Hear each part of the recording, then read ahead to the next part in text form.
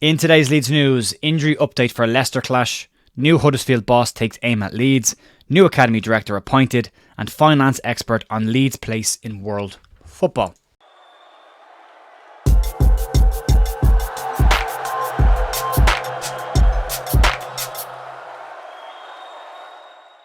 Hey folks, Cher here on the 22nd, Thursday morning, February, with your Leeds United news. Hope you're all having a really good week. It's been thin on the ground in terms of news, but there's some interesting bits that I found this morning to bring to you. An update on the injury situation for the Leicester game, which is important. The new Huddersfield manager having a little swipe at Leeds United for who knows what reason. There's a new academy director coming into Leeds United, and as well as a finance expert, Dan Plumley's giving us a update on where Leeds sit in the world of finances of football as well. So we'll cover all of that today. One a week as well. If you're a fan of the channel and you like what we're doing here, you can click the subscribe button down below to help us to grow and to continue what we're doing at the moment, heading towards 25,000 subscribers, which again has been nuts over the last month. The better Leeds do, the more this seems to grow. So I really appreciate it. So thanks to everyone who does that. Right, let's move on. Let's get into this and we'll crack on, start with the news. And we'll start off with the injury update coming into the Leicester game on Friday. More build up to that game continues to happen. We did do a match preview last night with Andrew Dalton, LUFC Stats. You can check that out on the page as well. For some reason my microphone decided not to work during that, and I only found out after I had gone live. But there you go. Leeds have some positive news coming out of Daniel Farke's press conference yesterday about the game. During his update, he gave us a update on Patrick Bamford's situation and basically told that Patrick Bamford has trained this week, albeit not with the first team squad, but he did say he could take some part in the team training today, and on the basis of that, an assessment will be made whether Patrick Bamford could be involved on Friday night, which would be a big boost for Leeds given how well he has been playing for Leeds since he's come back into the side.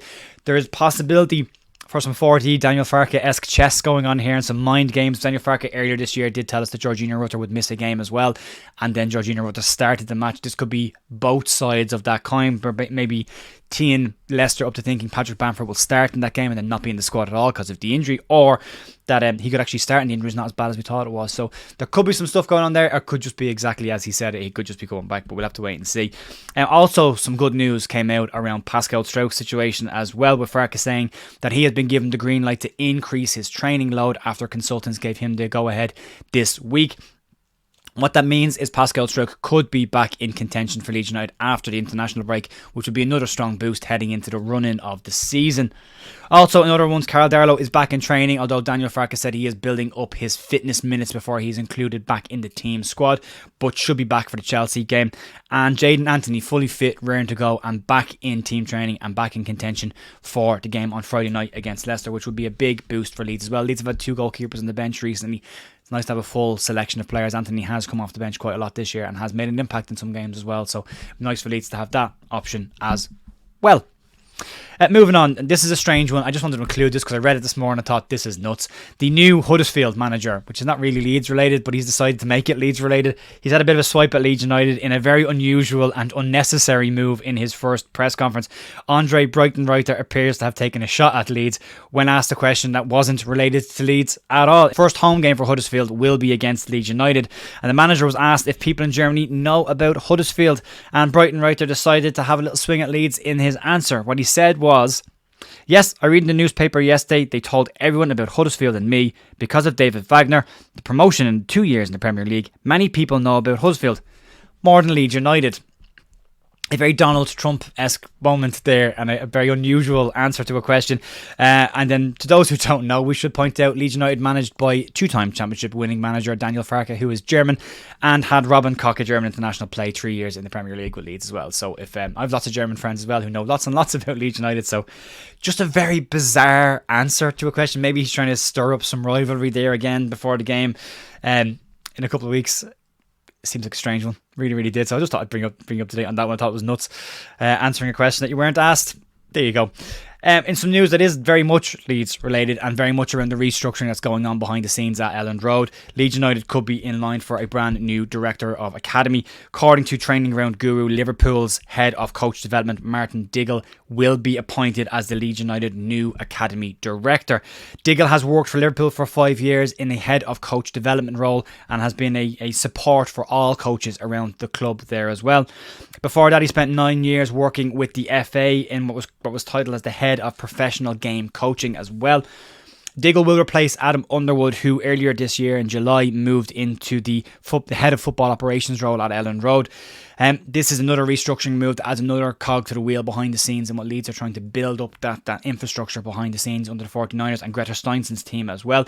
Diggle is expected to start with Leeds United next month in that role, and we will expect some sort of a formal announcement on the leedsunited.com site over the next couple of weeks when that has been finalised and gone through. But an interesting one and another very important role. There's a lot of restructuring going on behind the scenes with the academy. We've seen Scott Gardner going to under-21s. We've seen a lot of under-21 players go out on loan. A lot of them look like they're not going to come back. Charlie Allen being the latest one to head off to York City on a loan for a very short period of time, but his contract is up at the end of the season as well. Lewis Bate and a few others have also moved out as well, Sean McGurk. So there very much seems to be a restructuring of what's going on behind the scenes and a change in model of what Victor Orta had put in place and now what the 49ers and Greta Steins and Angus Kinnear are trying to put in place there now to push Leeds into a different position in hopefully heading back towards the Premier League there. And then finally today, just to bring you up to speed on some finance issues around Leeds United, not the sexiest story in the world, but it's an interesting one to be fair. Football finance expert Dan Plumley has been writing in his article in MOT Leeds News, and he has been giving us an update on where Leeds sit in the realms of world football. In the article, he has highlighted that in the latest edition of the Deloitte Football Money League, Leeds are in and around some big European heavyweights. The 2022-2023 season has seen Leeds placed 27th in world football, bringing in £177.6 million. Plumley admitted that with the 49ers also at the helm at Leeds United, the potential for Leeds' growth here is massive. However, he did say it's unsurprising given the Premier League TV money seems to dominate this list as well, and he does expect Leeds to drop out of the next iteration of this report. What Plumley has said is the following: I think it's unlikely we will see Leeds in the top 30 in the next edition, but if they get back to the Premier League pretty quick, they will start to be in the mix again from a revenue perspective, and they are outperforming some pretty big hitters in European football markets. It's a strong one. We know the spending power that the 49ers could have should Leeds get back to the Premier League. I've seen some people say yesterday as well and ask questions about, if you don't get promoted, they should be spending their way out of the division. The issue with that is owners can't just spend their wealth anymore, and you've seen a locking down of financial fair play in the Premier League and in the Football League. Football League has always been a little bit stricter on this. What it means is that it's designed to stop teams from spending their way out of the division, and it makes it more footballing related and coaching related than anything else. So the 49ers can't just go in and spend loads of money. It's as we all know, it's related to what profits Leeds make versus their losses as well. So it's not as simple as just throwing a load of cash at the wall and getting out of the division. Aston Villa did do that, and there is a EFL judgment that is hanging over Aston Villa should they ever get relegated to the EFL. There will be some form of points deduction for breaking the EFL's profit and sustainability rules in the year that they got promoted as well. So doesn't affect them in the Premier League, will only affect them in the EFL pyramid. So if Aston Villa ever come down, the Football League seem to be saying, we'll wait and we'll get you when you come back, if they ever come back. So it's one that we've got to be careful with as well. We can't just expect money to be thrown at this and get out of the division, but doing it the right way at the moment. Remember Leeds' history with money. I don't want to ever see Leeds get in a situation where they throw loads of cash at something and end up in a worse situation. Hull City could be in that situation this year if they don't get out of this division and spending a huge amount of money in January as well. Teams are gambling, but less of them. Less and less are gambling.